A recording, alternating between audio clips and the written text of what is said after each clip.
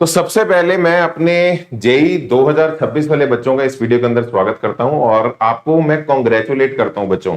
अगर आप ये वीडियो के अंदर आ गए हैं इसका मतलब आप चिंतित हैं अपनी सिलेक्शन को लेके और आपकी 2026 की सिलेक्शन की सबसे पहली जो सीढ़ी है वो यही है कि आपको थोड़ी सी चिंता है, आप कंसर्न्ड हैं अपनी इस प्रिपरेशन को लेके।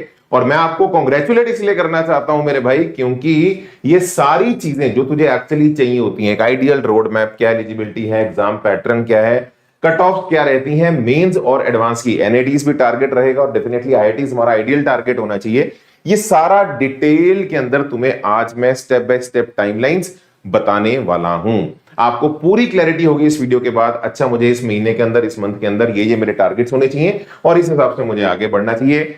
अगर तुम्हारा लक्ष्य IIT, JEE advance, JEE main, अच्छी एनआईटी है तो मैं श्योर कर रहा हूं तुम्हारे सभी सवालों के जवाब तुम्हें आज इस वीडियो के अंदर मिल जाएंगे। ठीक है जी। तो बहुत सारे बच्चे मैं जानता हूं इस वीडियो को आगे चल के रिकॉर्डेड भी देखेंगे, तो मेरे भाई आप सभी बच्चे चैनल पे सब्सक्राइब्ड रहें। आप सब्सक्राइब्ड रहेंगे तो ये सारा कंटेंट इंफॉर्मेशन हम आप लोगों तक सही समय तक पहुंचाते रहेंगे।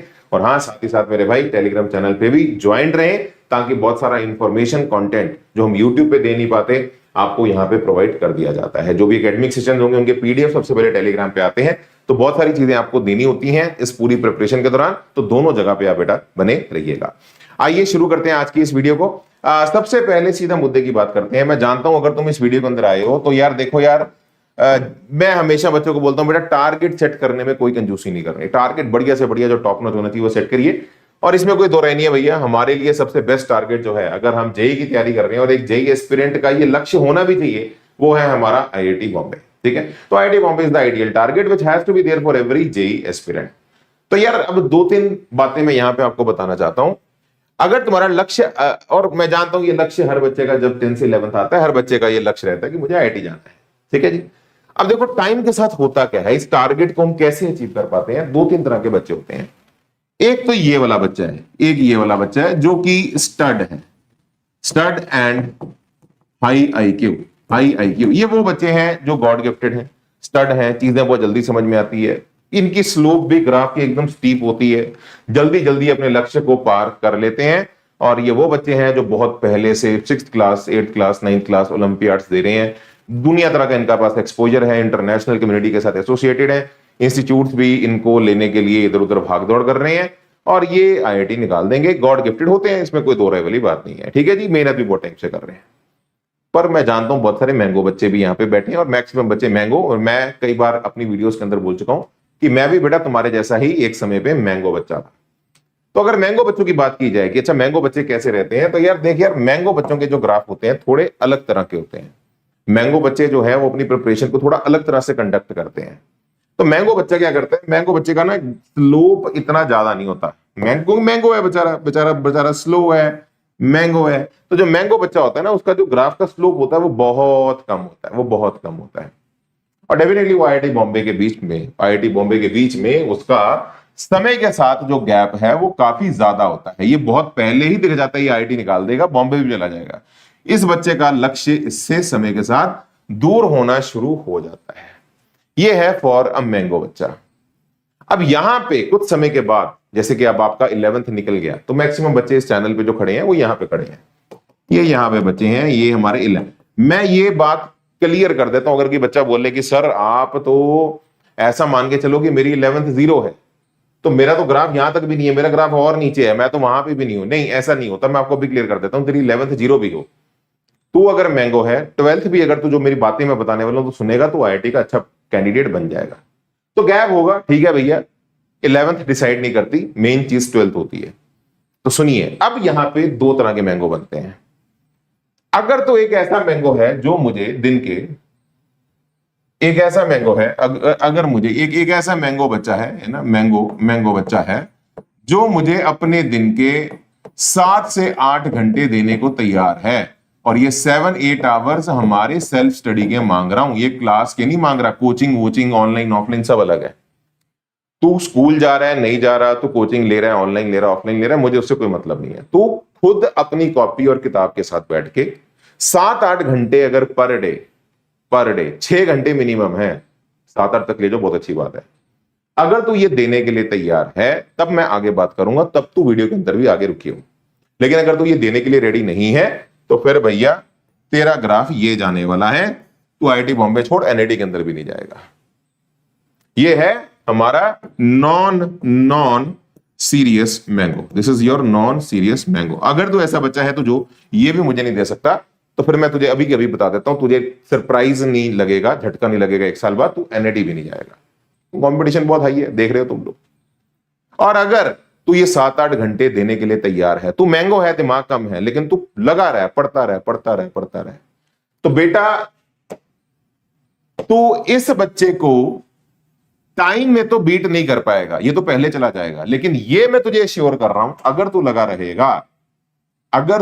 रहेगा तो ये तेरा अप डाउन आता रहेगा, और तेरा आईआईटी बॉम्बे के साथ तेरा जो गैप है वो समय के साथ कम होता रहेगा। हो सकता है तो आईआईटी बॉम्बे ना जाए, लेकिन तो आईआईटी कानपुर, आईआईटी रुड़की, एक अच्छा एनआईटी कहीं ना कहीं सीट सिक्योर कर लेगा। ये गैप तेरा समय के साथ कम होता रहेगा। हो सकता है अगर तूने और ज्यादा मेहनत की तो तू आईआईटी बॉम्बे को भी टच कर ले।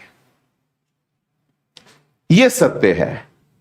तो अब इस वीडियो में आगे बढ़ने से पहले आप अपनी कैटेगरी चूज कर लो। तुम ये हो, फिर तो हो ही जाएगा, तुम्हें फिर मेरी भी वीडियो की जरूरत नहीं है। ये वाला बच्चा इस वीडियो को मत देखे, क्योंकि फिर जो चल रहा है उसे चलने दो। लेकिन हाँ, एफर्ट देने के लिए तैयार हो तो फिर करना क्या है, आओ आज इस वीडियो के अंदर आपके समक्ष पूरा डिटेल में बातचीत करेंगे। ठीक है जी। तो सबसे पहले आइए, थोड़ा सा आपको पहले जिस एग्जाम की तैयारी कर रहे हो, आपको अपने टारगेट्स क्लियर होने बहुत ज्यादा जरूरी है कि पता तो हो ना किस मार्क्स पे मुझे क्या मिलता है। स्टेप बाय स्टेप पूरा आगे प्लान और टारगेट्स, कट ऑफ्स आपके सामने बताऊंगा। सबसे पहले मैं एनआईटी की बात करता हूं, बिकॉज आईआईटी का रास्ता एनआईटी के थ्रू है। तो एनआईटी का अगर बेटा मैं आपको बताऊं, ये डिटेल्ड डेटा आपके लिए मैं लेके आया हूं। 99.9 परसेंटाइल 23 में जनवरी में अप्रैल 2024 में, और 2025 में जनवरी अप्रैल आपके सामने लिखी गई है।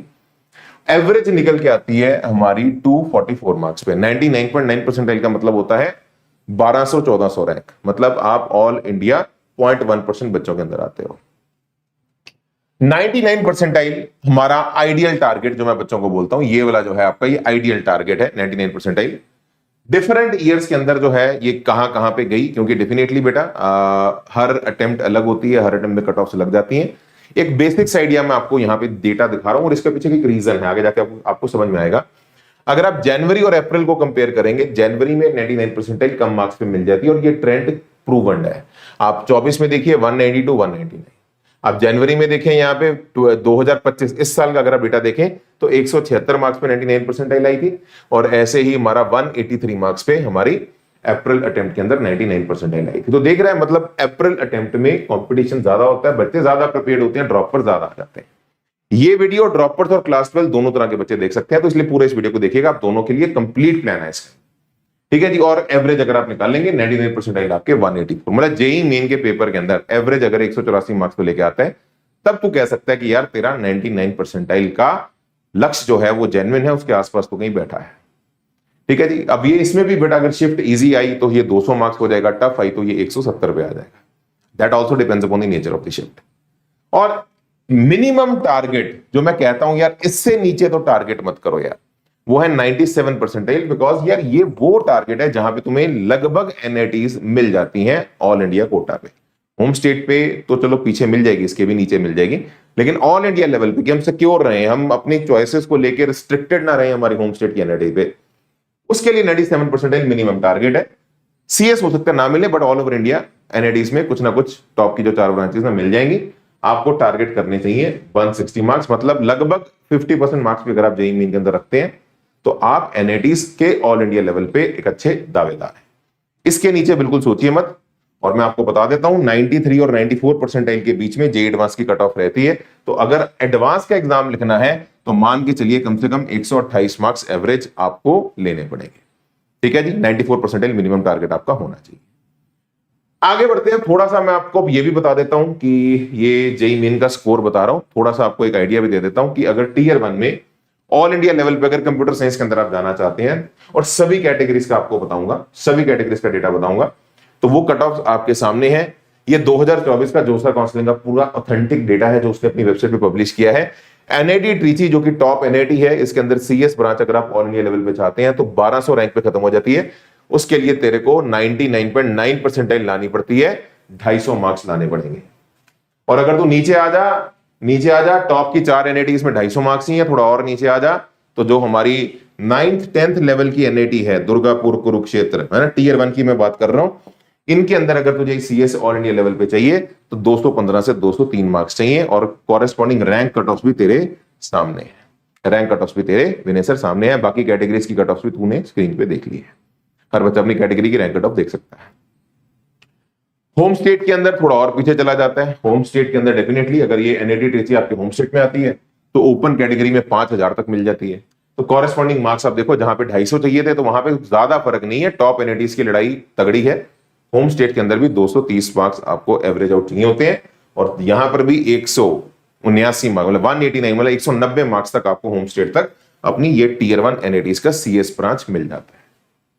अगर आप चाहते हैं कि टियर 1 के अंदर मुझे सिर्फ एंट्री मिल जाए, लास्ट ब्रांच में चला जाऊं, तो मेरा इन एनआईटीज का जो लास्ट ब्रांच था वो हमारे जिस रैंक पे ऑल इंडिया लेवल पे और होम स्टेट पे खत्म हुआ वो आपके सामने है, और उसके कॉरेस्पॉन्डिंग जो मार्क्स हैं वो तेरे सामने लिखे हुए हैं। मतलब जेई मेन में ये मैं एक रफ ब्रॉड एस्टीमेट इसलिए दे रहा हूं ताकि बेटा आप लोगों को ये थोड़ी क्लैरिटी हो, जिस चीज के लिए लड़ रहे हो उससे मिलेगा क्या। एंड गोल हमारा रैंक थोड़ी है, एंड गोल तो हमारी एक कॉलेज से बीटेक करना है। तो तू भाई मान ले अगर तुझे ट्रिची के अंदर एंट्री चाहिए तो 170 से नीचे नहीं जा सकता।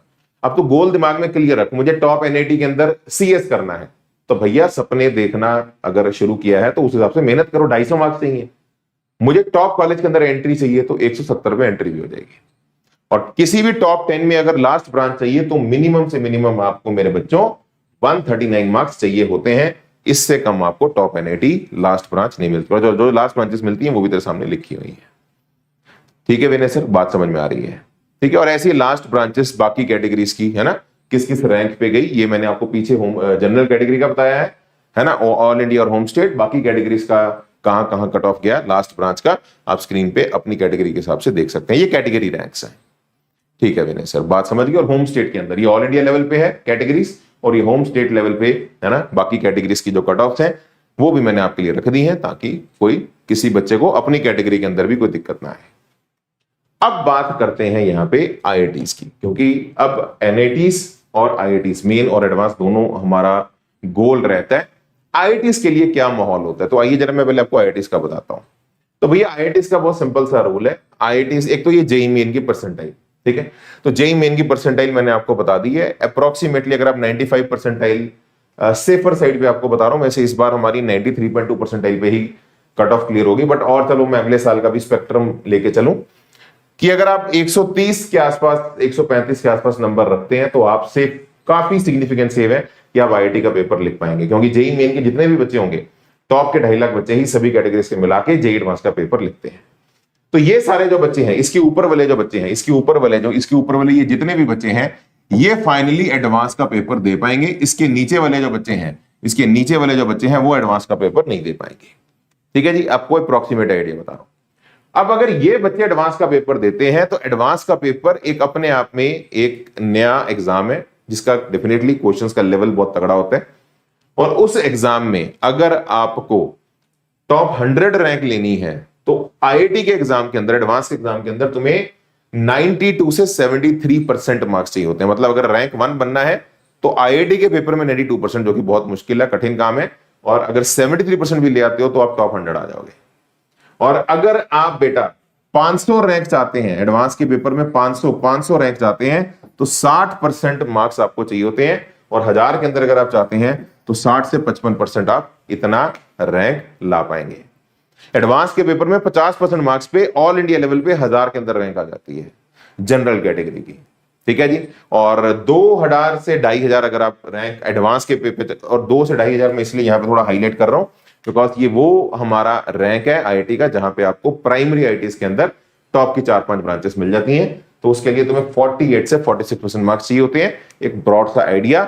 और अगर आपको प्राइमरी आईआईटीज के अंदर एंट्री चाहिए तो 7500 रैंक तक आपको आईआईटी मद्रास, आईआईटी दिल्ली, कई बार आईआईटी बॉम्बे की आखिरी सीट मिल जाती है जो कि 34 से 33% मार्क्स में मिल जाती है। तो अगर तेरा गोल है कि मुझे आईआईटी के अंदर बेटा एंट्री लेनी है, बस टॉप आईआईटीज के अंदर एंट्री लेनी है, तो तू आईआईटी के एडवांस के एग्जाम में अगर 33-34% नंबर भी ले आएगा तब भी तू उस चीज को अचीव कर पाएगा। ठीक है जी, ये एडवांस का है। बाकी अगर आप पूरा देखना चाहते हैं कि आईआईटी से कंप्यूटर साइंस करनी है तो क्या कट ऑफ रहती है, तो भैया ये तो बहुत मुश्किल काम है। जो हमारी टॉप आईआईटीज हैं उनमें अगर आप जैसे बॉम्बे के अंदर अगर सीएस करनी है तो आईआईटी में 68 रैंक चाहिए होते हैं, और बाकी कैटेगरीज की जो कट ऑफ्स हैं वो देखो ये भी टॉप है, ये भी मतलब आसान नहीं होते लाने। तो भैया इसके लिए इतने मार्क्स चाहिए होते हैं। एडवांस का पेपर जो होता है वो होता है 360 मार्क्स का। ठीक है जी, तो 360 मार्क्स मतलब टॉप 100 आना पड़ेगा तुझे अगर आईआईटी बॉम्बे से कंप्यूटर साइंस करनी है तुझे। मोटी मोटी बात हमारी ये है। ठीक है, तो कॉरेस्पॉन्डिंग जो मार्क्स है वो तेरे सामने है। और अगर मान लो आईआईटी हैदराबाद से अगर मुझे कंप्यूटर साइंस करनी है तो भैया उसके लिए भी 250 से 240 मार्क्स तुझे एडवांस के पेपर के अंदर चाहिए होंगे। ठीक है मेरे भाई, और अगर इनके अंदर लास्ट ब्रांच की जो कि मैक्सिमम बच्चे मैं चाहता हूं जानना चाहते होंगे, तो आईआईटी बॉम्बे में, दिल्ली में, मद्रास में जो लास्ट ब्रांच गई जनरल कैटेगरी में वो गई 7400 में बॉम्बे के अंदर, 6000 के आसपास दिल्ली में, मद्रास में 10,000। मेरी बात समझ गया, मतलब एंट्री हो जाए तो उसके कॉरेस्पॉन्डिंग एडवांस के पेपर के अंदर जो मार्क्स चाहिए होते हैं वो तेरे सामने स्क्रीन पे लिखे हुए हैं। ये अप्रोक्सीमेटली आप देख सकते हो, दिस इज अराउंड 35 to 40%। मोटी मोटी बात अगर मैं आपको बता दूं तो 35 से 40% मार्क्स अगर आप ले आते हो तो तुम टीयर 1 जो आईआईटीज हैं, जो प्राइमरी आईआईटीज हैं, अब हैदराबाद को भी प्राइमरी बोला जाता है बिकॉज हैदराबाद का परफॉर्मेंस बहुत अच्छा है नई आईआईटीज में, तो ये नहीं कहीं भाई बन गया। तो आपको कम से कम फिर बेटा 35 से 40% मार्क्स चाहिए होते हैं एडवांस के पेपर के अंदर। तो बेटा ये सारी इंफॉर्मेशन देने का है ना मतलब गोल क्या था? गोल ये है कि तेरे को पता हो कि अगर मेंस दे रहा हूं तो इतने में इतना मिलेगा, और अगर आईआईटी में ये मेरा लक्ष्य है तो मुझे इतना कम से कम अपना परफॉर्मेंस रखना पड़ेगा। ठीक है, किसी अंधेरे में हम ना रहे। अब बड़ी सीधी सी बात है, बच्चों को क्या क्या दिक्कत आती है ये सारा इंफॉर्मेशन तो दे दिया। ठीक है, अब तेरे लिए क्या प्रॉब्लम है? सबसे पहली बात तेरी प्रॉब्लम क्या है कि यार ब्रेथ ऑफ सिलेबस बहुत ह्यूज है बेटा, मतलब पीसीएम बेटा इतना। अब तो इतना तो तुम्हें देखो पता लग गया होगा, ये झटका तो 10th से जब 11th आते हो तब लगता है कि यार सिलेबस कम होता है, कितना भी हो जाएगा। 11th में फिर धज्जियां उड़ती हैं दिमाग में। तो भैया बड़ी बेसिक सी प्रॉब्लम है कि सिलेबस बहुत वास्ट है। केमिस्ट्री भी अपने आप में 3 सब्जेक्ट्स हैं, organic, inorganic, physical, physics, maths बहुत वास्ट है। तो इतना ब्रेथ हम आमतौर पे खुद से कंप्लीट नहीं कर पाते। दूसरी चीज, बोर्ड, मेंस, एडवांस सबकी अलग अलग अप्रोच है, खुद से बच्चा मैनेज नहीं कर पाता है ना। मेंस को अलग तरह से करते हैं, एडवांस को अलग तरह से करते हैं। क्या कोई ऐसी स्ट्रेटजी है जिससे ये सारे एक दूसरे को स्ट्रॉन्ग करें, स्ट्रेंथन करें? बच्चा कई बार खुद से नहीं कर पाता, और कंपटीशन सो हाई है that you need help and expert guidance. बेटा देखो यार, मैं इस चीज को ना अब क्लियरली बच्चों को बोलता हूं, और ये बात आप लोग एक्सेप्ट करो। अगर आप वो टॉप कैटेगरी वाले जो मैंने स्टार्टिंग में ग्राफ बनाया था कि स्टड बच्चे होते हैं जो कर लेते हैं, तो वो ऐसे बच्चे अगर कोचिंग ना भी लेना तो तब भी आईआईटी निकाल देंगे। तो मैक्सिमम जनता वो नहीं है, ये सत्य है। और जितना कंपटीशन है बेटा ये बिना गाइडेंस के नहीं होगा, बिना हेल्प के नहीं होगा। तो मैं स्ट्रांगली रेकमेंड करूंगा बच्चों, खुल के बोलता हूं, इट्स नॉट कि मैं कोचिंग में हूं इसीलिए बोल रहा हूं, आपको कोचिंग लेनी ही चाहिए। इट्स वेरी डिफिकल्ट, चाहे आप ऑनलाइन ज्वाइन करो, कहीं कर लो, ऑफलाइन ज्वाइन करो, कहीं कर लो, बट कोचिंग जरूर लो। तुम्हें एक्सपर्ट कोचिंग चाहिए होती है, बिना इसके निकालना मैंगो बच्चे के लिए बहुत टफ है। तो अगर आप फाइनेंशियली अफोर्ड नहीं कर सकते, आजकल बहुत ऑनलाइन सस्ते कोर्सेज आ रहे हैं, आप ले लो, कोई प्रॉब्लम नहीं है, जहां करना है कर लो। बट ये सत्य जरूर है, कोचिंग तुम्हें चाहिए होगी, उसके बिना बहुत टफ है। अब शुरू करते हैं। ठीक है, वेदांतु पे मैं कैसे हेल्प कर सकता हूं ये मैं वीडियो के एंड में बताऊंगा, बच्चे पूछ रहे हैं, ये एंड में बात करेंगे, अभी आप सुनिए आराम से। अब शुरू करते हैं आपके काम की तरफ। पहले तो हमने समझ लिया कि यार ये जो खेल है, इस खेल में जीत के लिए कितना को अंदर आग डालनी है, पहले वो तो बताओ ना। अब इस खेल की ना कुछ बेसिक हाइजीन है। अब शुरू करते हैं आज के सेशन को, जिसके लिए आप इस प्राइमरीली वीडियो में आए हो। बेसिक हाइजीन का मतलब क्या है? बेसिक हाइजीन का मतलब यार एक बेसिक साफ सफाई चाहिए होती है। अगर एक बेसिक साफ सफाई है ना, बेसिक हाइजीन, बेसिक साफ सफाई अगर हम नहीं रखेंगे, है ना, कि जैसे कहते हैं ना कि बॉडी की एक बेसिक साफ सफाई चाहिए होती है, नहीं तो बॉडी स्मेल मारती है।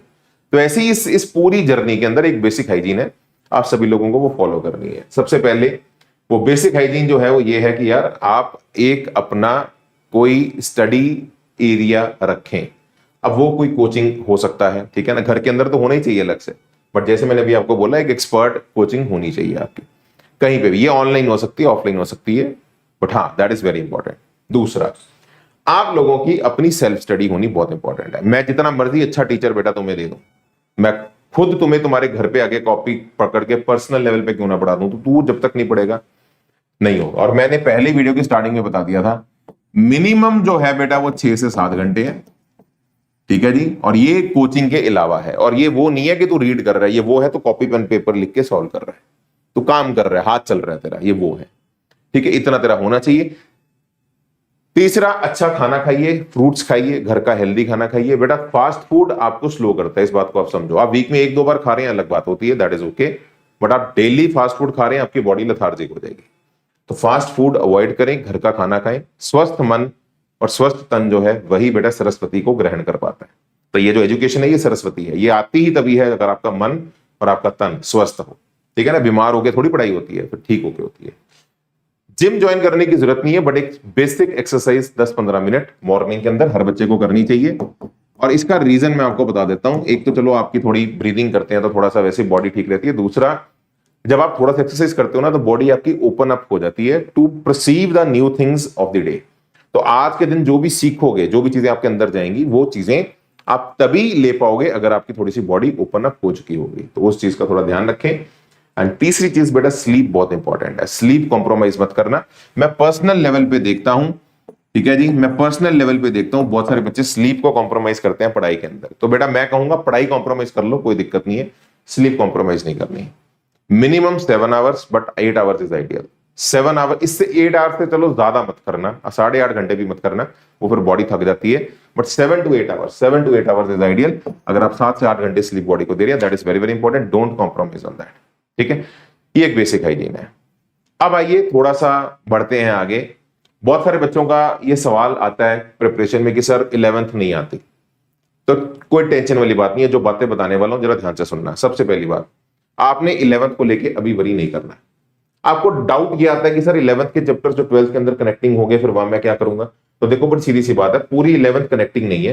ये बहुत कम चैप्टर्स हैं जो आपके 12th में यूज होते हैं। जैसे इलेक्ट्रोस्टैटिक्स के अंदर आपका ग्रेविटेशन, थोड़ा बहुत फिक्स्ड एक्सिस रोटेशन, जहां पे आप tau is equal to I alpha वाला कंसेप्ट थोड़ा सा पढ़ते हो बेसिक लेवल का, वो भी आपको इलेक्ट्रोस्टैटिक्स में डाइपोल के अंदर चाहिए होता है। थोड़ा बहुत वर्क पावर एनर्जी का, एनर्जी कंजर्वेशन के फंडे, बस इतना ही चाहिए मुझे आपका पहला चैप्टर इलेक्ट्रोस्टैटिक्स के अंदर। ऐसे ही मैग्नेटिक फील्ड के लिए आपको थोड़ा सा वेक्टर्स का, क्रॉस प्रोडक्ट का नॉलेज चाहिए होता है। एसी चैप्टर के लिए, फेजर्स के लिए थोड़ा बहुत आपको एसएचएम का नॉलेज चाहिए होता है, वो भी बहुत स्लाइड से, ज्यादा नहीं। और मैं आपको बता देता हूं, जब भी आप एक अच्छी जगह अगर आप कोचिंग ले भी रहे हैं तो मैक्सिमम जगह जब भी आप ये चैप्टर्स करेंगे, टीचर्स ये चीज आपको क्लास में रिवाइज करा देंगे, उतना जितना को चाहिए होगा। बट स्टिल आपको अगर ये एंग्जाइटी आती है कि मेरी 11th नहीं आती, तो जो मैं बता रहा हूं ध्यान से सुनो। आपको ये सारा अभी नहीं करना, क्योंकि अभी मैक्सिमम बच्चों का 12th स्टार्ट हो चुका है और ड्रॉपर्स वाले बच्चे अभी जस्ट ज्वाइन कर रहे होंगे। तो आपको अभी कुछ नहीं करना। जब जब तुम्हारा ये चैप्टर आए तुम्हारी कोचिंग में, तब तब थोड़ा बहुत इनके नोट्स उस दिन खोल के पढ़ने हैं। ठीक है, तब तब करना है। ऐसा नहीं कि अभी लग गए काम खराब करनी है या हर सैटरडे पढ़ेंगे, कोई नहीं। जब चैप्टर शुरू हो रहा हो, आपको लग रहा है कि स्टार्ट हो रहा है, मंडे स्टार्ट हो रहा है, संडे पढ़ लिया, वेडनेसडे स्टार्ट हो रहा है, ट्यूसडे थोड़ा सा पढ़ लिया, तो वो बेसिक सब पढ़ लो और मैक्सिमम जगह उतना टीचर रिवाइज करा देता है, चिंता मत करो। ऐसे ही केमिस्ट्री के जो कनेक्टिंग चैप्टर्स हैं मैं आपको बता देता हूं, ये सारे 11th के चैप्टर्स हैं जो 12th के अंदर आपको जिन चैप्टर्स में चाहिए होते हैं वो आपके सामने ये है। जैसे मोल कंसेप्ट, थर्मोडायनेमिक्स, जब सोल्यूशन स्टार्ट हो रहा हो कोचिंग में तब थोड़ा सा पढ़ लीजिएगा। इक्विलिब्रियम और थर्मोडायनेमिक्स इलेक्ट्रोकेमिस्ट्री के लिए थोड़ा सा पढ़ लीजिएगा। इक्विलिब्रियम गैस में थोड़ा केमिकल काइनेटिक्स के लिए पढ़ लीजिएगा। जीओसी ऑर्गेनिक केमिस्ट्री के लिए पढ़ लीजिएगा। और ऐसे ही chemical bonding and periodic table, ये थोड़ा सा मैंने हाईलाइट अलग से ग्रीन कलर से इसलिए किए हुए हैं बिकॉज ये थोड़े से अच्छे से पढ़ना, क्योंकि केमिस्ट्री कनेक्टिंग स्ट्रांग है, फिजिक्स इतनी स्ट्रांग कनेक्टिंग नहीं है, केमिस्ट्री स्ट्रांग कनेक्टेड है। जैसे जीओसी नहीं होता तो ऑर्गेनिक खराब होती है, केमिकल बॉन्डिंग नहीं होता तो इनऑर्गेनिक केमिस्ट्री खराब होती है।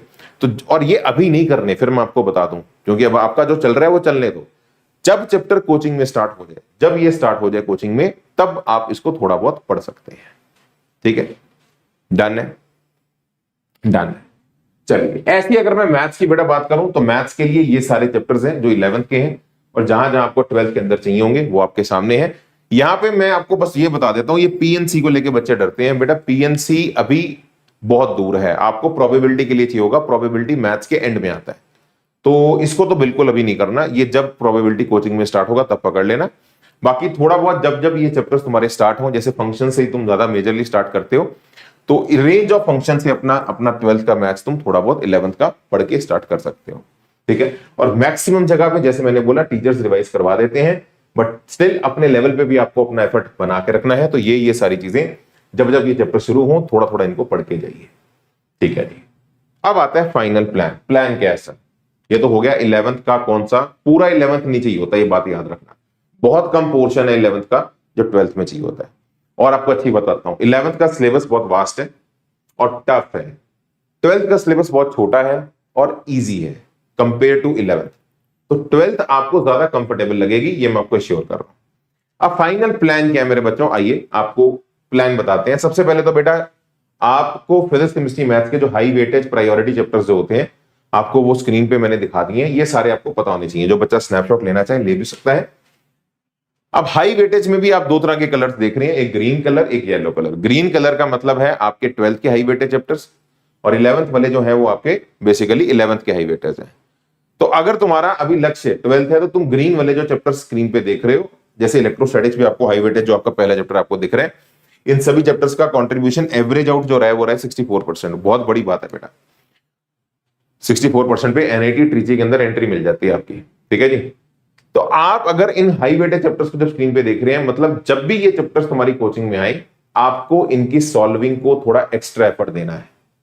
जैसे नॉर्मल चैप्टर पे अगर एक्स एफर्ट डालते हो तो यहां पे 1.5x कर दो। तो थोड़ा एफर्ट एक्स्ट्रा देना है, सॉल्विंग और अच्छे से करनी है, मेक श्योर कि कोई भी पीवाईक्यू तुम्हारा मिस ना हो जाए, ठीक है। तो हाई वेटेज का मतलब ये नहीं होता कि ये करने हैं बाकी नहीं करने, बाकी तो करना ही है, किसी चैप्टर को 0 लेवल पे नहीं रखना, बस इनकी थोड़ी सी एक्स्ट्रा केयर करनी है। कहते हैं ना घर के कुछ लाडले बच्चे होते हैं, ये लाडले बच्चे हैं, तो इन लाडलों की थोड़ी सी एक्स्ट्रा केयर तुझे करनी है, ठीक है। ये बात आपको याद रखनी है। आइए अब जरा प्लान डिस्कस करते हैं। प्लान क्या है? प्लान बेटा बहुत ही सिंपल है। देखो अभी हम मई के अंदर एंटर करने वाले हैं और हमारा जो लक्ष्य है डेफिनेटली हमारा फर्स्ट अटेम्प्ट, जो मैं बार बार बच्चों को बोलता हूं, अगर कोई बच्चा एडवांस के लिए एक्चुअली सिंसियर और सीरियस है, अगर तुम्हारा लक्ष्य गोल है कि मुझे आईआईटी निकालनी है, तो उस गोल को दिमाग में रखते हुए बेटा एक ही चीज है जो सबसे ज्यादा क्रिटिकल है, वो है आपका फर्स्ट अटेम्प्ट फाइनल अटेम्प्ट होना चाहिए। जनवरी तक आपका पूरा सिलेबस अच्छी तरह आपकी ग्रिप में होना चाहिए 11th और 12th का। और ये बात सिर्फ 12th के बच्चों की नहीं हो रही, यहां पे ड्रॉपर्स भी इंक्लूडेड है। तो चाहे अगर आप बैच भी ऐसा ज्वाइन करिए, ड्रॉपर्स वाले बच्चों को कहना चाहूंगा, जहां पे आपका सिलेबस पूरा 11-12 दिसंबर एंड तक खत्म हो जाए।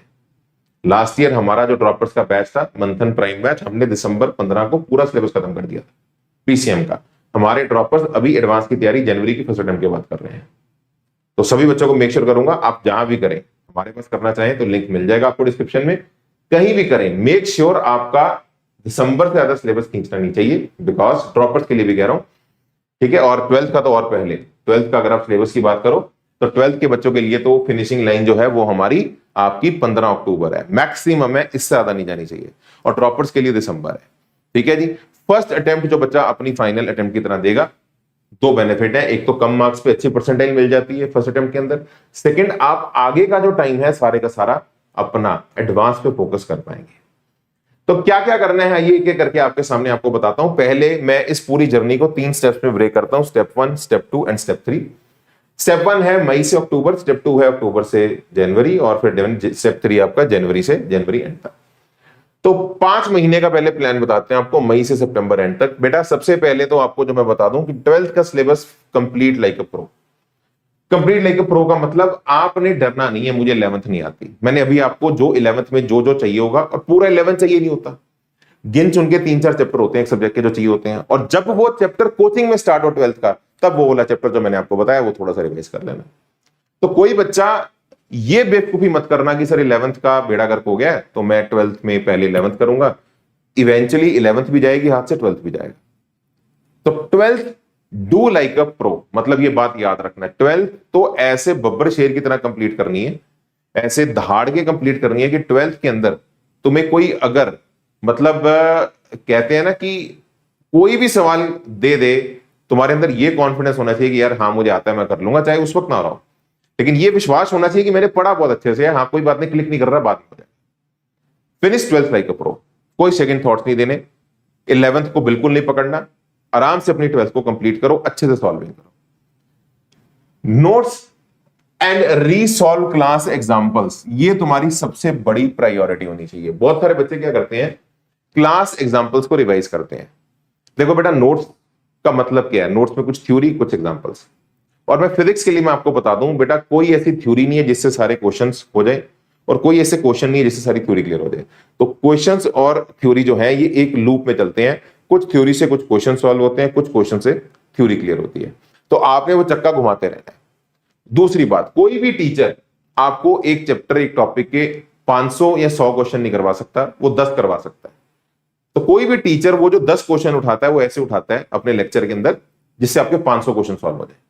तो क्लास एग्जांपल्स आपका सबसे बड़ा गहना होती है, इनको अच्छे से रीसॉल्व करना है, देख के रिवाइज नहीं करना। अच्छा हाँ देख लिया विनय सर ने क्वेश्चन कराया था ऐसे चमका, नहीं, रीसॉल्व मतलब तू कॉपी से जो क्लास में क्वेश्चन करवाया था कॉपी बंद करके तू उसको सॉल्व कर रहा है, और फिर उसके बाद तुझे जहां पे लग रहा है कि हाँ मैं फंस रहा हूं या देख रहा हूं, फिर तू नोट्स ओपन कर रहा है।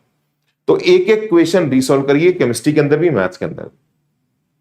ये बहुत इंपॉर्टेंट है, ये बहुत इंपॉर्टेंट है।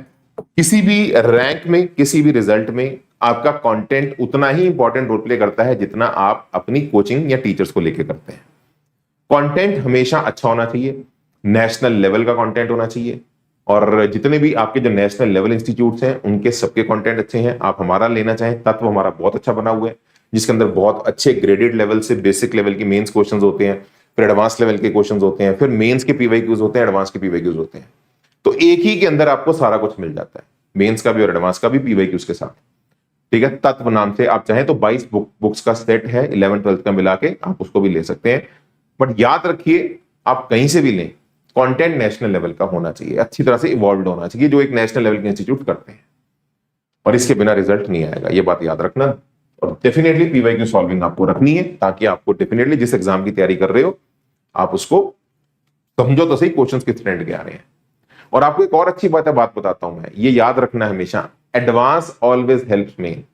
बहुत सारे बच्चों को लगता है कि यार जो एडवांस है वो मेन को हेल्प नहीं कर पाता, या एडवांस में टाइम वेस्ट करूंगा तो मेंस वो हो जाएगा। ऐसा कभी नहीं होता, जो एडवांस होता है बेटा उसकी सॉल्विंग हमेशा मेंस को बूस्ट करती है। तो साथ साथ parallel during the running year advance पे भी अपना 20% एफर्ट डालते जाओ। पीवाईक्यूज जब कर रहे हो ना, तो पीवाईक्यूज में 20% कम से कम आप एडवांस लेवल की सॉल्विंग इंक्लूड करके रखोगे तो बहुत आपको ओवरऑल बूस्ट मिलेगा। इसके अलावा बेटा ये बेवकूफी कभी मत करना, डोंट क्रिएट बैकलॉग। जब आपका ये स्टार्टिंग का मंथ ये जो चल रहा है, जो स्टार्टिंग का प्लान चल रहा है, बैकलॉग क्रिएट मत होने दो। और एक और बच्चे बहुत बेवकूफी करते हैं, they create new backlog at the cost of old backlog, मतलब नया बैकलॉग बना लिया पुराने बैकलॉग के चक्कर में। ठीक है जी, तो सभी बच्चे इस बात को दिमाग में रखिएगा, धैर्यपूर्वक जो आपको बात बता रहा हूं, नया बैकलॉग क्रिएट मत होने दे। ठीक है जी, don't create a backlog at the cost of old backlog, पुराने को कवर करने में मत होने दे। देखो तुम अगर दिसंबर अक्टूबर एंड तक, है ना, अक्टूबर एंड तक तुम अगर ये बोलोगे कि सर 11th नहीं आती बट 12th अच्छे से की है, मैं तुम्हें आज बता रहा हूं तू IIT जा रहा है। लेकिन अगर तूने ये बोल दिया सर 12th भी पिट गई, 11th पहले ही नहीं आती थी, तो बेटा जोर लगा ले, NIT तक पहुंचने के भी लाले बढ़ जाएंगे। ठीक है, तो बैकलॉग कतई मत होने देना। दूसरा, thoroughly read NCERT for chemistry. Chemistry के लिए NCERT नहीं छोड़नी, specially for inorganic and organic. Study from reduce syllabus for chapters which are partially deleted. अब यहां पे बेटा ये मेरा दुख है, ये पॉइंट नहीं है, ये दुख है जो मैं आपको ये बात बता रहा हूं। आपका जो सिलेबस रिड्यूस हुआ है तो कुछ रिडक्शन दो तरह की हुई है, एक हुई है कि पूरा चैप्टर ही डिलीट हो गया, जैसे फिजिक्स में कम्युनिकेशन ही डिलीट हो गया। तो जो चैप्टर डिलीट हो गया उसे मत पढ़िए, लेकिन किसी चैप्टर से एक टॉपिक डिलीट हुआ है वो पढ़ लो। जैसे करंट में पोटेंशियोमीटर डिलीट हुआ है वो पढ़ लो, उसे मत छोड़ो। रेडियो एक्टिविटी पढ़ लो क्योंकि इस बार रेडियो एक्टिविटी से भी क्वेश्चन आए हैं, ऐसे केमिस्ट्री में ऐसे मैथ्स में, क्योंकि थोड़ा एंटी अनएक्सपेक्टेड है। अब ये मेरे लिए एक पेनफुल पॉइंट है, डिलीट होने के बाद बच्चों को कह रहे हैं कि पढ़ो, because we never know NTA आपको क्या टॉपिक दे दे। ठीक है, तो ये जरूर है जब एनटीए ने डिलीटेड सिलेबस से पूछा है तो वहां से पूछा है जहां से चैप्टर डिलीट नहीं हुआ, टॉपिक डिलीट हुआ है। तो टॉपिक वाला पार्ट आप जरूर कवर कर लो, ये मेरी आपको सजेशन रहेगी। And give more priority to solving. याद रखना फाइनल ये कंपटीशन बेटा जो है वो आपके मार्क्स का है, और मार्क्स नंबर तभी आते हैं अगर आप लोगों को आपका हाथ दिमाग चलता हो, मतलब हाथ दिमाग पूरी बॉडी एक सिंक में हो। तो सॉल्विंग ज्यादा रखनी है एज कंपेयर टू सिर्फ बैठ के अपन रीडिंग कर रहे हैं। सॉल्विंग इज द प्रायोरिटी इन पूरे महीनों के अंदर। इसके बाद बेटा मेक योर ओन नोट्स। मैं बार बार ये बात बोलता हूं, तुम चाहे ऑनलाइन देखो चाहे देखो, ऑफलाइन में तो नोट्स बन ही जाते हैं, बट ऑफलाइन में भी आजकल बहुत टेक्नोलॉजी आ गई है। आपको ऑफलाइन के भी लेक्चर रिकॉर्डिंग्स मिल जाते हैं, PDF मिल जाते हैं जो टीचर लिखता है। भाई तेरे नोट्स तेरे होंगे, तुझे जितनी मर्जी मैं टेक्नोलॉजी दे दूं, कहते ना अपना बच्चा अपना होता है, उसके साथ प्यार प्रेम ही अलग होता है, अपना खून है ना वो। तो सेम जो आपके नोट्स होते हैं वो तुम्हारा खून है, वो तुम्हारे पसीने से, तुम्हारी मेहनत से बना है, तो उनको जरूर क्रिएट करो। आजकल बच्चे नहीं करते, मैं रिजल्ट्स के अंदर इंपैक्ट देख रहा हूं, ठीक है। तो आप अगर क्या कहते हैं, थोड़े से भी अपनी सिलेक्शन को प्यार करते हैं तो नोट्स अपने बनाते रहें, नोट्स पे कॉम्प्रोमाइज मत करें। इसके बाद बेटा अक्टूबर से लेके आपका दिसंबर एंड बेसिकली है ना, दिसंबर एंड तक जो 3 महीने का प्लान है, इस प्लान में आपको क्या करना चाहिए, बहुत ही सिंपल सी बात है। जब आपका 12th का सिलेबस खत्म हो गया यहां पे, इसके बाद मेरे बच्चों आपको 11th और 12th की बिल्कुल रिवीजन करनी चाहिए और आपको 11th भी अब अपनी दोबारा पकड़ में लानी चाहिए। और अगर कोई ड्रॉपर बच्चा होगा उसका सिलेबस कंटिन्यूड रहेगा। ड्रॉपर बच्चे का बस सिंपल सा बता रहा हूं, आपको वो कोचिंग ज्वाइन करनी है। ड्रॉपर बच्चे के लिए बहुत ही सिंपल है, 12th वाले बच्चों के लिए फिर भी थोड़ी बहुत बातें होती है, तेरे लिए बहुत ही सिंपल है। ड्रॉपर वाले बच्चे को वही कोचिंग ज्वाइन करनी है, और ड्रॉप कर रहे हैं तो कोचिंग ज्वाइन कर, बिना उसके नहीं होगा, संभलेगा, ठीक है। क्योंकि अगर तैयारी अच्छी होती तो शायद ड्रॉप ना करना पड़ता। तो इस बच्चे को एक ही चीज करनी है, इस बच्चे को इमीडिएटली अपना ऐसा कोचिंग ज्वाइन करना है जो उसका कोर्स दिसंबर एंड तक खत्म कर दे। तेरे लिए और कोई क्राइटेरिया नहीं है, टीचर ऊपर नीचे होते रहेंगे, तेरा जो दिसंबर तक पूरा 11th 12th खत्म करे तेरे लिए वो सबसे बड़ी बात है, ठीक है। तो 12th वाला बच्चा अब यहां पे क्या करेगा, वो 11th को पकड़ेगा। ड्रॉपर वाले का अपना कोर्स चल रहा है, वो चलता जा रहा है। Boards will not be a problem for discipline candidates. और ये मैं बता दूं, बहुत सारे बच्चे यहाँ पे बोर्ड को लेकर परेशान होते हैं, डिसिप्लिन कैंडिडेट्स जो होते हैं, क्योंकि इस बार हमें उम्मीद है कि बोर्ड आपका अक्टूबर में आ जाए, क्योंकि थोड़ा सा प्लान चेंज हो रहा है गवर्नमेंट का। डिसिप्लिन बच्चे के लिए बोर्ड में दिक्कत नहीं आएगी। अब उसके बाद बेटा जैसे दिसंबर एंड खत्म हो गया, अब आपका आएगा यहाँ पे जनवरी के अंदर बेटा बहुत सीधा सा आपको एक मैं रूल बता देता हूं। अब आपका फर्स्ट अटेम्प्ट में सिर्फ 1 महीना बचा है, fully converts to main content, है ना। इससे पहले मैंने आपको यहां पे बोला है कि एडवांस के कंटेंट की सॉल्विंग करते रहो, लेकिन जब आखिरी का 1 महीना रह जाए तो पूरा का पूरा अपना कन्वर्जन मेंस पे लगा दो, एडवांस वाली सारी चीजें छोड़ दो। ये हम चीजें अपने जो बच्चे जो हमारे पास आईआईटी के एकलव्य बैच में भी आते हैं ना, पूरा लॉन्ग टर्म जो जुड़ते हैं, हम उनको भी बोल देते हैं आप छोड़ दे सबको, जब सिर्फ मेंस पे लग जा। तो आखिरी का 1 महीना फुल फ्लेज्ड मेंस के पीवाईक्यूज, मेंस के मॉक टेस्ट, मेंस के डिस्कशंस करिए, ताकि पूरा माइंड आपका मेंस के गियर के अंदर आ जाए। और उसके बाद डेफिनेटली जितना हो सके multiple revision, full syllabus mock test, ये हमें आखिरी के 1 महीने के अंदर करने हैं। और अगर बेटा ये कंप्लीट प्लान हमने फॉलो कर लिया और तूने फर्स्ट अटेम्प्ट अपना फोड़ दिया, तो फिर बेटा 3 मंथ फेब से लेके अप्रैल तक पूरे का पूरा फोकस हमारा रहेगा जेई एडवांस 2026। इसके बाद तो फिर बस बेटा पूरा। और मैं आपको बता रहा हूं, आपकी जो एडवांस की नींव है वो यही है। जो बच्चा है ना, और ऐसे ड्रॉपर बच्चे का भी दिसंबर तक सिलेबस खत्म हो गया और यहां पे पहुंच के ड्रॉपर बच्चा जो होगा वो भी अपना जुड़ जाएगा, यहां पे पूरी वो अपनी मेंस की सॉल्विंग करेगा, रिवीजन करेगा, फर्स्ट अटेम्प्ट देगा। फर्स्ट अटेम्प्ट से आपका अगर सिक्योरिटी हो जाती है, उसके बाद पूरा फोकस आपका एडवांस का। ये एक आइडियल रोड मैप है जो बेटा आपके जो भी हमारे सिंसियर एस्पिरेंट्स हैं उनको फॉलो करना चाहिए अपनी इस जेई प्रिपरेशन के अंदर। कंप्लीट स्ट्रेटजी है बेटा। अब इसके बाद एक्चुअली कुछ नहीं बचता। जो सारी बातें, जो टाइमलाइंस थी, मैंने आपको बता दी हैं। आप लोगों को बस इन टाइमलाइंस पे स्टिक रहना है, चाहे 12th है चाहे ड्रॉपर्स। और आप लोगों के लिए अब यहां पे 2 तरह के बच्चे हैं, एक है ड्रॉपर्स, एक है क्लास 12th। अब दोनों तरह के बच्चे के लिए बड़े अच्छे प्लान्स हैं। अब देखो यार, सीधी सी बात है, एक होता है कि यार तुम्हें मैंने बताया और तुमने इस चीज को फॉलो कर लिया, और मैंने पहले ही वीडियो के बीच में बोल दिया था खुद से फॉलो नहीं कर पाओगे, कोचिंग तुम्हें चाहिए होगी। जहां करनी है वहां कर लो, ऑफलाइन कर लो, ऑनलाइन कर लो, कहीं कर लो, बट करनी पड़ेगी, क्योंकि इतना वास्ट सिलेबस खुद से हैंडल नहीं होता। कोचिंग के साथ ये टाइमलाइंस मेंटेन हो जाती हैं अगर तू सिंसियर है। अगर तू सिंसियर नहीं है तो कोचिंग ज्वाइन करके भी नहीं होगा सिलेक्शन, ये भी पक्का है। बट करनी चाहिए, क्योंकि कंपटीशन ऐसा है, उसके बिना नहीं होता है। तो अगर आप हमारे साथ जुड़ना चाहते हैं वेदांतु पे, तो हमने 2026 का एक डेडिकेटेड कोर्स निकाला है जिसे हम बोलते हैं हमारा मंथन बैच। ये बैच हमारा प्राइमरीली ड्रॉपर्स के लिए है, बट इसे 12th के बच्चे भी ज्वाइन कर सकते हैं। अगर कोई बच्चा 12th का डेडिकेटेड कोर्स चाहता है, ठीक है ना, प्रॉपर 12th के हिसाब से ही हो, ठीक है, क्योंकि यहां पे फिर हम अगर ड्रॉपर्स के हिसाब से बना रहे हैं तो इसके अंदर हम 11 12 दिसंबर तक खत्म करेंगे। बट अगर कोई बच्चा चाहता है नहीं सर मुझे सिर्फ अभी 12th ही करनी है, अक्टूबर तक मेरी 12th खत्म हो जाए पहले, तो वो भी एक हमारे पास प्रो कोर्स है। मैं उसका आपको भी लिंक बताता हूं, वो भी आपको वो अलग से आपको भी मैं डिस्क्रिप्शन में जाके दिखाता हूं। तो पहले मैं आपको इस बैच के बारे में बता देता हूं। ये वो बैच है जिसका सिलेबस हमने पूरा 11 12 का दिसंबर एंड में खत्म कर दिया था। तो पूरा 11 एंड 12 लास्ट ईयर हमने पूरा सिलेबस दिसंबर एंड में खत्म कर दिया था। दूसरी सबसे अच्छी बात, इस बैच में खुद आपको आपकी टीम जो आप यूट्यूब पे देखते हैं आपको वो पढ़ाती है। मैं हूं आपको इस बैच के अंदर, पाउल सर फ्रॉम IIT बॉम्बे है, हर्ष सर है मैथ्स में ना, शिल्पी मैम है, अब्दुल सर है, ये सारी हमारी जो टीम है खुद आपके ऊपर दिन रात एक करने के लिए हमेशा तत्पर रहती है। ठीक है जी, तो सारी हमारी टीम जिनसे आप पढ़ना चाहते हैं आपको इस बैच के अंदर पढ़ाएगी।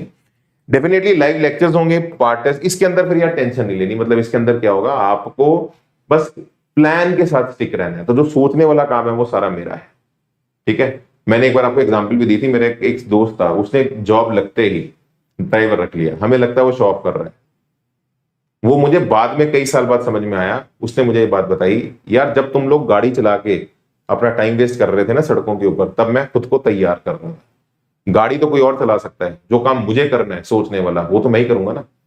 तो कह रहा है जब 1 घंटे जाम में तुम फंसते हो, तुम अपनी थके हारे ऑफिस पहुंचते हो, उससे बेटर क्या है कि वो 1 घंटा या तो मैं रेस्ट कर लूं या मैं अपना कोई तैयारी कर लूं, ताकि मुझे ऑफिस जाके क्लैरिटी होगी मुझे करना क्या है। तो वो बहुत राइज किया अपनी लाइफ में। तो ये बेटा समझदारी होती है। जब तुमसे गाड़ी ना संभले तो ड्राइवर हायर कर लेते हैं। तू ड्राइवर है, मंथन बैठ ड्राइवर है, ये तुम्हारे सारे ड्राइवर्स हैं जो तुम्हें ड्राइव करेंगे, और तुम इन ड्राइवर्स के साथ लगे रहो और आगे बढ़ते जाओ। और ये जो फीस आप देख रहे हो ये 1 महीने की नहीं है, ये पूरे कंप्लीट कोर्स की फीस है, और ये डिटेल्ड बैच है, लॉन्ग टर्म बैच है।